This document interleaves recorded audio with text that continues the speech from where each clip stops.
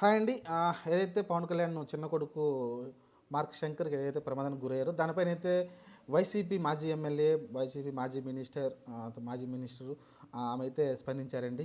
మనసు కలిచివేసిందంటే చాలా బాధతోటైతే ఆమె అయితే ఎక్స్ వేదికగా అయితే ట్విట్టర్‌లో పోస్ట్ అయితే పెట్టారు. ఆమె అయితే త్వరగా కోలుకోవాలని, దీర్ఘాయుష్షు ఉండాలని అయితే మార్క్ శంకర్ త్వరగా కోలుకొని బయటికి రావాలని అయితే ఆమె అయితే నేను దేవుడిని ప్రార్థిస్తున్నానని అయితే ఆమె అయితే పోస్ట్ అయితే పెట్టిందండి.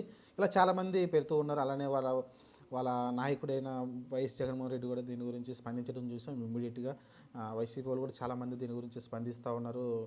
తమ త్వరగా మార్క్ శంకర్ కోలుకొని బయటకు రావాలని అయితే అందరూ ప్రార్థిస్తున్నట్టయితే చెప్పారు.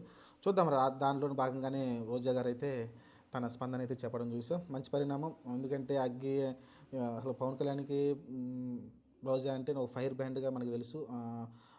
ఒంటి కాళ్ళ మీద లేస్తుంది పవన్ కళ్యాణ్ పైన. కానీ కష్ట సమయంలో పవన్ కళ్యాణ్ కష్టం వచ్చినప్పుడు ఆమె తన హుందాతనాన్ని చాటుకొని చెప్పడం అనేది మంచి విషయం. ప్రస్తుతానికైతే ఆయన కోలుకుంటున్నాడంట. ప్రస్తుతం ఆల్రెడీ పవన్ కళ్యాణ్ ప్రెస్ మీట్లు కూడా చెప్పడం చూసాం.